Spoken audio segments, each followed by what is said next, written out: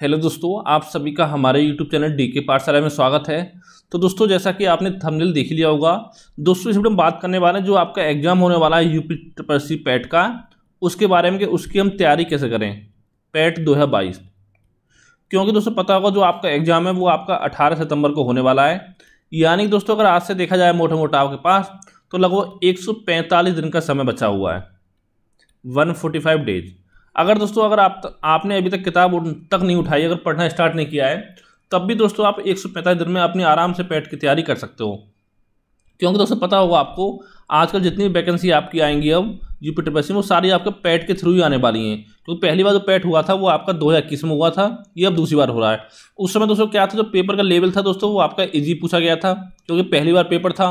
क्योंकि दोस्तों पता होगा आपको कोई भी एग्जाम का पैटर्न आपका चेंज होता है तो पहली बार जो पेपर आता है वो आपका आसान ही आता है, ज़्यादा डिफिकल्ट नहीं आता है। और हो सकता है इस बार थोड़ा आपका टफ पेपर पूछा जाए, यानी मॉडरेट लेवल का पेपर आपका बने। जिसमें दोस्तों अगर बात करें पैट 2022 के थ्रू तो दोस्तों कुछ बड़ी भर्ती आपकी आने वाली हैं। जैसे दोस्तों आपकी एक होगी लोअर पीसीएस की, जो मैं पहले बता चुका हूँ आपको 600 से लेकर 800 पदों के आसपास में आपकी देखने को मिल सकती है। दूसरी दोस्तों आपकी वीडियो की भर्ती है नई, जो कि दोस्तों आपको 1500 से लेकर 2000 के आसपास पदों पर देखने को मिलेगी। और तीसरी दोस्तों आपकी चकबंदी लेखपाल की भर्ती भी आपकी हो सकती है, लेखपाल, जो कि आपको 1500 से लेकर 2000 के आसपास में पदों पर देखने को मिलेगी। तो तीन दोस्तों बड़ी महत्वपूर्ण भर्ती आपकी आने वाली हैं पैट 2022। तो इसलिए दोस्तों आपको अच्छा परसेंटाइल लाना होगा, यानी अच्छा स्कोर करना होगा। अब देखिए सवाल ये आता है हम कैसे तैयारी करें, किस तरह तैयारी करें। पहले दोस्तों बता दूं आपको कहीं से भी कोई भी आपको दोस्तों पैट के लिए कोचिंग लेने की जरूरत नहीं है। जितना मैं बताऊं आपको उस तरह से आपको तैयारी करनी है, जो बुक आप बताइए उस बुक से आपको स्टडी करना है। तो चलिए शुरू करते हैं आज का वीडियो। तो देखिए दोस्तों ये आपका सिलेबस है 2021 का, क्योंकि दोस्तों 2022 में भी आपका सेम सिलेबस रहने वाला है। जो दोस्तों आपका प्रश्नों की संख्या होगी वो हम यहाँ पर आपके 100 क्वेश्चन पूछे जाएंगे। और पूरा टॉपिक वाइज डिवाइड है आपका, सब्जेक्ट वाइज, कि किस सब्जेक्ट से आपके कितने क्वेश्चन एग्जाम में आने वाले हैं। और 2 घंटे का आपको समय दिया जाएगा एग्जाम में सॉल्व करने का, और 100 अंकों का आपका पेपर होगा, यानी एक क्वेश्चन 1 नंबर का। और साथ में दोस्तों आपकी 1/4 होगी नेगेटिव मार्किंग, यानी अगर आपने 4 क्वेश्चन गलत कर दिए तो जो एक सही क्वेश्चन है वो आपका काट लिया जाएगा। सबसे पहले दोस्तों बात करते हैं भारतीय इतिहास की। तो दोस्तों यहाँ पर आपके भारतीय इतिहास से 5 क्वेश्चन आपके पूछे जाएंगे, और जो दोस्तों आपको टॉपिक दे रखे हैं उन्हीं टॉपिक से आपके एग्जाम में क्वेश्चन बनेंगे। सबसे पहले आपके सिंधु घाटी की सभ्यता, वैदिक संस्कृति, बौद्ध धर्म, गौतम बुद्ध जीवनी शिक्षाएं, जैन धर्म, महावीर जीवनी शिक्षाएं, मौर्य वंश, सम्राट अशोक, गुप्त वंश। यहाँ पर देखिए दोस्तों मौर्य वंश से केवल आपको सम्राट अशोक से संबंधित क्वेश्चन ही आपके एग्जाम में पूछे जाएंगे। फिर आपका गुप्त वंश, यहाँ पर दोस्तों समुद्रगुप्त और चंद्रगुप्त द्वितीय से क्वेश्चन बनेंगे।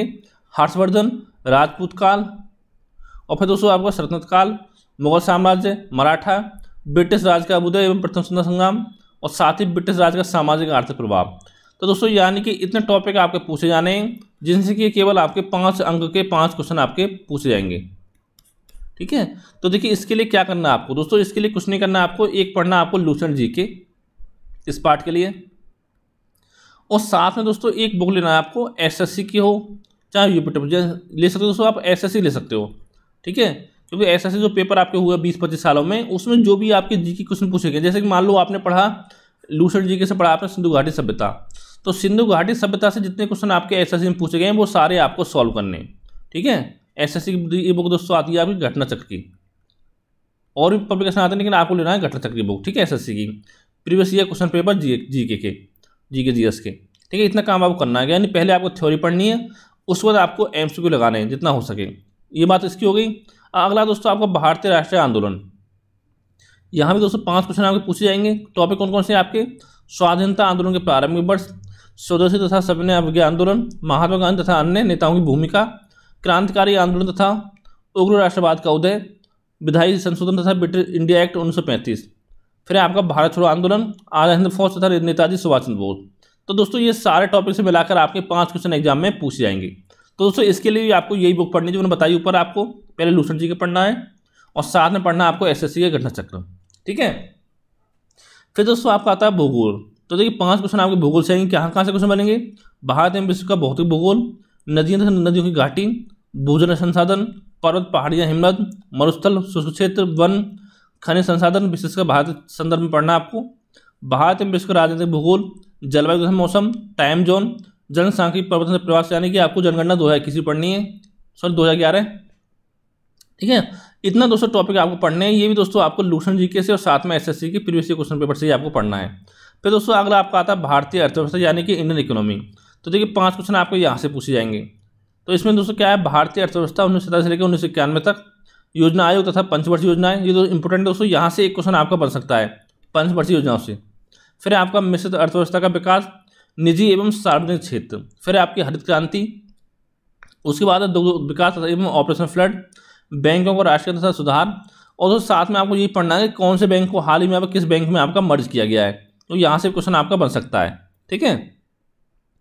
फिर आपका वर्ष 1991 में आर्थिक सुधार तथा उसके बाद की अर्थव्यवस्था, वर्ष 2014 के बाद के आर्थिक सुधार, कृषि सुधार, ढांचे सुधार, श्रम सुधार और आपका आर्थिक सुधार जीएसटी। और दोस्तों हो सकता है इसमें आपका जो कृषि कानून थे उनसे भी क्वेश्चन आपका बन सकता है। तो दोस्तों ये भी आपको लूसेंट जीके से ही पढ़ना है, कुछ ज़्यादा स्टैंडर्ड बुक आपको नहीं पढ़नी है। और साथ में आपको एसएससी के प्रीवियस ईयर क्वेश्चन पेपर आपको सॉल्व करने हैं टॉपिक वाइज। फिर दोस्तों आपका भारतीय संविधान एवं लोक प्रशासन। तो यहाँ से भी दोस्तों आपके 5 क्वेश्चन ये एग्जाम में पूछे जाएंगे। इसमें भारतीय संविधान है, भारतीय संविधान की मुख्य विशेषताएं, राज्य के नीति तत्व सिद्धांत, मौलिक अधिकार एवं कर्तव्य, संसदीय प्रणाली जिसमें लोकसभा आपका आ जाएगा, राज्यसभा आ जाएगा, ठीक है। इसमें दोस्तों प्रधानमंत्री राष्ट्रपति सब आपका इसी में आ जाता है।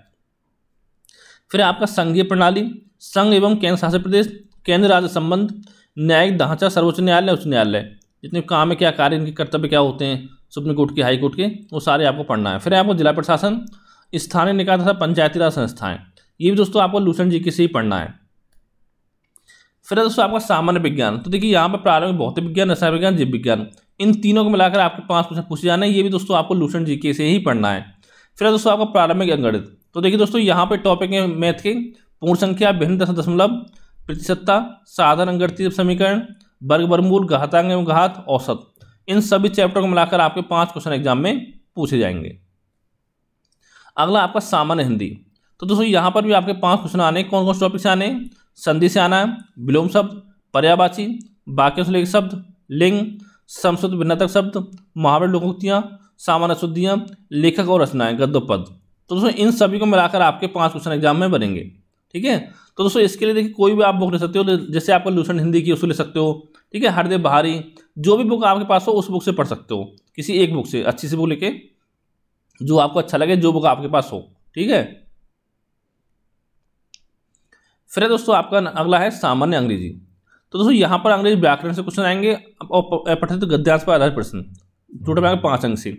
और दोस्तों लास्ट टाइम जब पेपर आपका हुआ था उसमें देखिए 3 क्वेश्चन तो पूछे गए थे आपके पैसेज से, जिसमें आपका एक फ्रेज भी पूछा गया था और 2 क्वेश्चन थे आपके एंटोनिम और सिनोनिम से।